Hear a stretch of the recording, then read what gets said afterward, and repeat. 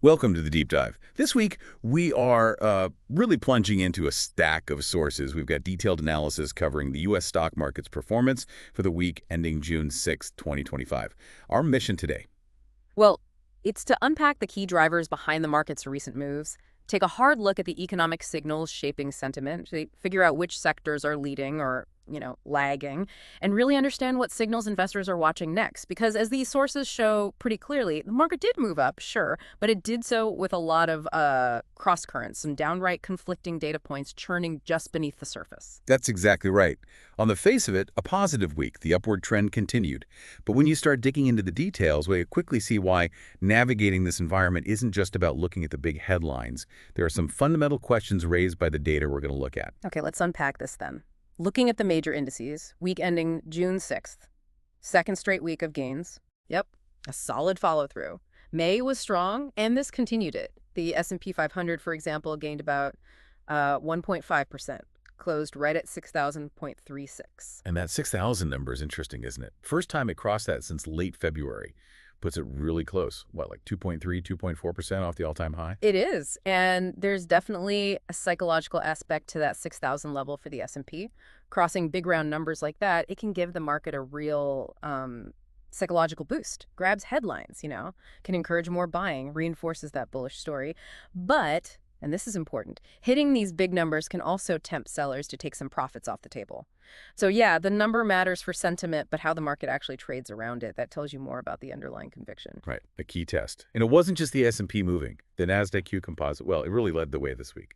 Climbed 2.2%, closed just under 19,530. Yeah, it definitely underscores that persistent appetite for tech and growth stocks. That's been the story for months now, hasn't it? It has. But importantly, the Dow Jones Industrial Average also put in a solid performance, up 1.2%.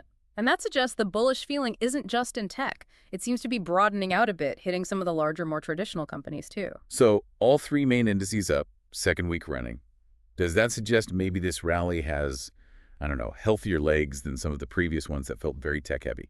That's a really key point, I think, that comes through implicitly in the sources. While the Nasdaq leading clearly shows tech's pull, having the S&P and the Dow also doing well suggests capital isn't only piling into a few specific names, it implies broader participation, and that can be a sign of a more sustainable advance, hints at maybe more widespread confidence, at least for now. But, like we said at the start, it wasn't exactly a smooth climb.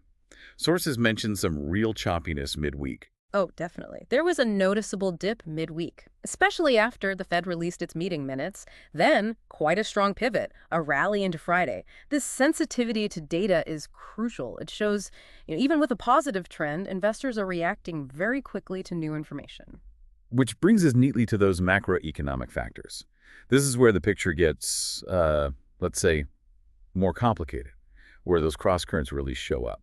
The U.S. May employment report on Friday, for instance, looked like a big reason for that late week jump. It certainly seemed that way initially, and this is where the nuance is really important. The headline number, strong, added 139,000 jobs in May, beat the consensus, which was around 126K. Unemployment held steady, 4.2%. So yeah, that headline definitely fueled the Friday optimism. But there's always a but, isn't there? Buried in the details was a pretty big revision to the prior months. Precisely.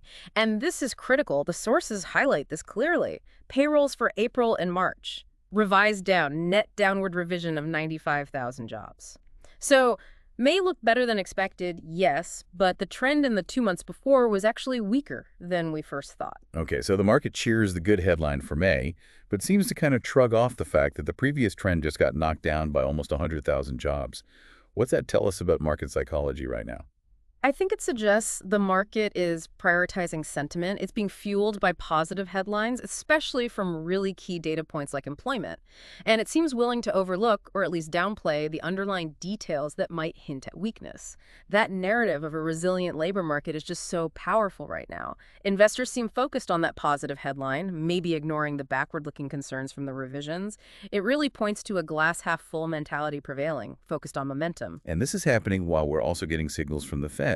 Those May meeting minutes released midweek, they didn't sound overly cheerful. No, they were quite cautious, actually. The minutes showed officials were concerned about inflation maybe picking back up, and they also flagged worries about the labor market stability, linking some of that uncertainty specifically to, well, trade tensions. And as the sources noted, that caution from the Fed definitely put a bit of a damper on things midweek. Okay, cautious Fed talk. But didn't we also get some inflation data just before the week started? The April PCE price index, that looked pretty tame. Yes, exactly. And this is where you see the conflicting signals the Fed itself is dealing with. The PCE index, that's the Fed's preferred gauge, it showed a really modest 0.1% monthly increase in April. And the annual rate dropped to 2.1%. That's the lowest since September 2024. Interestingly, the report also mentioned an increase in the consumer saving rate, linked it explicitly to people navigating, quote, economic uncertainty.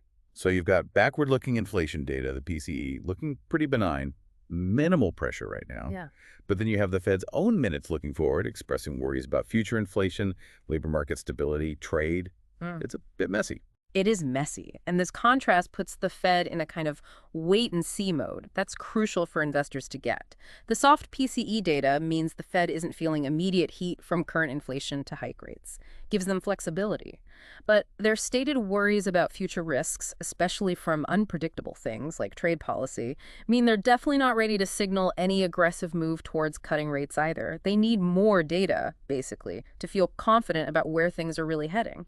And that increase in the consumer saving rate linked to uncertainty, how significant should we view that? Well, the sources flag this as a potentially important growing crack in the picture. Now, a higher saving rate isn't automatically bad, but if it's driven by uncertainty, that suggests consumers might be getting more cautious, pulling back on spending perhaps. And since consumer spending is such a huge chunk of the U.S. economy, if that trend continues, it could definitely act as a brake on growth down the line. It kind of lines up with other subtle warnings mentioned, like slowing consumer spending growth in Q1 or, the fact that Q1 GDP actually contracted. So watching consumer behavior metrics like this is going to be key. Okay, let's layer in the trade picture and broader business sentiment because that part of the source material also showed a lot of push and pull. It really did. Started the week on a positive note, actually. News about the EU agreeing to speed up trade talks with the U.S. gave sentiment an early lift. But that didn't exactly hold. By Friday, we had the White House accusing China of violating trade deals. Right, which, interestingly, had a fairly muted market impact on Friday, maybe overshadowed by the jobs number. But it's a reminder of that underlying friction. And the sources specifically called out President Trump's tariff policies as a direct factor moving specific stocks. Like the talk of doubling steel tariffs, sources noted that boosted domestic steel companies. Exactly. Companies like Steel Dynamics, Nucor, they saw pretty significant gains. Investors expect they'd benefit from less foreign competition, maybe higher prices. It just highlights how political risk is becoming a bigger factor for the market. Specific policy talk, even just commentary, can have these immediate direct effects. And the contrast is sharp, isn't it? Steelmakers potentially benefiting, while the sources also pointed to Lululemon explicitly blaming tariff costs for hurting their profits. That's a key takeaway on trade policy from these sources. The effects are really uneven, nuanced. You can't just say tariffs are good or bad for the market overall. It depends entirely on a company's specific situation, supply chain, manufacturing base, pricing power, customers. With that Micron technology, it jumped this week partly because tariff risks related to memory chips seem to be receding. It just shows how complex and stock-specific these impacts are. And on top of all this, we have those recent business surveys, the ISM Manufacturing and Services Indices for May, both indicating contraction. Precisely. Those surveys, plus the OECD slashing its U.S. growth forecast pretty significantly down to 1.6% from 2.8%, they add more weight to that undercurrent of caution we talked about. They suggest things might be softening on the ground in a way that doesn't quite square with the market's sort of headline-driven optimism. So let's try and pull this macro section together for the listener. What's the core message here? You've got a market rallying hard on a jobs headline. But at the same time, downward revisions to prior months. A cautious Fed, despite tame current inflation, mixed or negative trade signals, creating winners and losers, weakening business surveys, and maybe consumers saving more out of worry. The core message is the tension. The tension between the market's current glass half-full mood, driven by those positive headlines, big themes like AI, versus this collection of underlying data points that are flashing caution, suggesting potential slowdowns, those growing cracks. The market is, for now, choosing to believe the positive story, but is doing so while clearly acknowledging through its reactivity and dips that these other more concerning signals exist. It just underscores how data-dependent the market is right now and how quickly sentiment could shift if those cracks seem to get wider. Okay, let's shift to where the money actually went. Sector performance often tells you what investors are really focusing on. Yeah, we saw broad gains across most S&P 500 sectors, especially Friday, but the leaders definitely confirmed that narrative we've been discussing. Communication services up 3.2%, technology up 3.0%, energy gained 2.2%. Those were the standout. Tech and comm services leading. Not a huge surprise given the AI theme, right? Not at all. Meta was a big driver in comm services, up nearly 8%. It's focused on securing huge energy deals, even exploring nuclear power for data centers. That signals massive commitment to building out AI infrastructure. Investors are clearly rewarding that. And in tech, Micron jumping 15% on upgrades and a better outlook, plus that continued optimism around names like Nvidia and Broadcom with earnings coming up. It just reinforces that AI demand is still an incredibly powerful magnet for capital. And what about the laggards? Consumer staples down 1.6%. Consumer discretionary slipped 0.6%. Utilities lost a bit over 1%. Well, consumer staples was hit hard by company-specific news. Brown-Forman, the maker of Jack Daniels, plunged 16% after weak earnings. Shows how one big stock can really drag down a sector. Consumer discretionary was weighed down significantly by Tesla, down 15%. Sources link that directly to the public spat between Elon Musk and President Trump. And Lululemon was another big drag, down almost 20% after cutting its forecast, citing tariffs and competition. It just illustrates that even in a generally up week, individual company problems or, non-fundamental issues like politics can really hammer specific stocks and their sectors. And the fact that utilities and staples, typically seen as defensive plays, underperformed. That just reinforces the risk-on sentiment we mentioned. When investors feel optimistic and are rotating into growth or cyclical areas like tech, comms, energy, they often pull money out of those defensive sectors. Those are seen as safer, but offering less upside potential in a rally. So it's another piece of evidence suggesting investors had more appetite for risk this past week. Okay, so we've looked at the gains, the conflicting macro signals creating that tension, where capital flow driven by themes like AI, but also hit by unpredictable political stuff and company specifics. What's the outlook now? How should you interpret this picture, and what should you be watching? The sources seem to paint the current mood as, let's say, cautiously optimistic.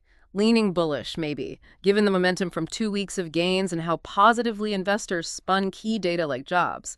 But that undercurrent of caution, it's definitely still there. Comes from trade uncertainty, the Fed's own worries, those growing cracks in other economic data like the business surveys and consumer saving trends. So with the market sitting near record highs, what are the absolute must-watch data points or events in the coming week, June 9th to 13th, that could tell us which signal, caution, or optimism is going to win out? Okay, the single biggest one has to be the official Bureau of Labor Statistics employment report for May. That comes out on Friday.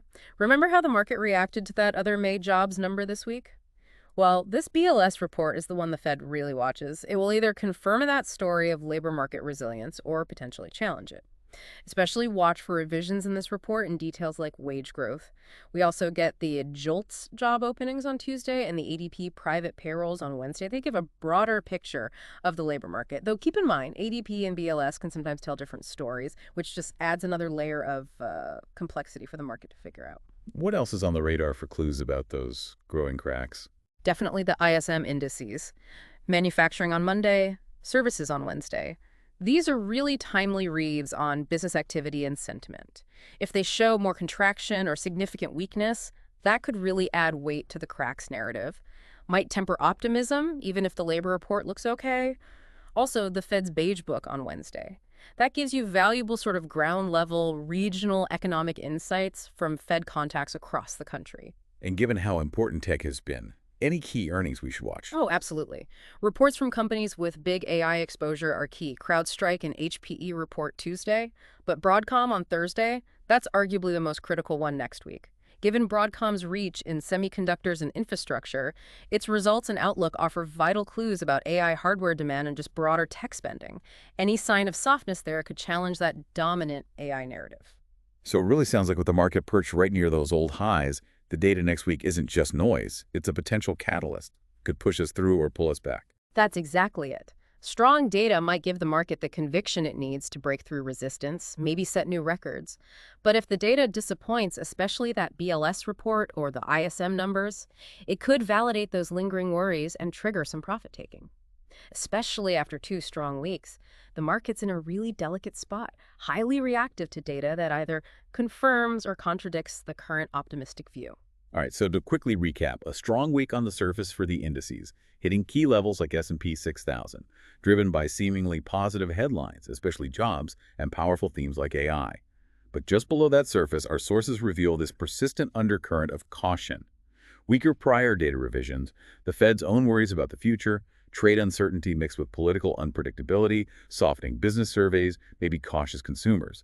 The market's leaning bullish right now, choosing to believe the good news, but that sentiment feels, well, gradual, highly dependent on what the next round of data says. And understanding that duality, the market's willingness to rally, while these other signals flash amber, that's absolutely vital right now. It really isn't just about the headlines, the nuances, the conflicting data points. That's where the real risk and maybe the opportunity lies. Which leaves us with a final thought for you to consider. As the market sits right near those record highs, how much longer can this current optimism, so clearly fueled by recent jobs data and the AI excitement, keep overriding those persistent signs of caution? Those emerging cracks we see in other data, in the Fed's own words, in trade tensions, in business surveys. Which signal will the market choose to believe when the next big wave of data hits next week? Stay ahead of these cross-currents. For the fastest, most frequent updates and these kinds of deep dives into the data that truly matters, make sure you're subscribed.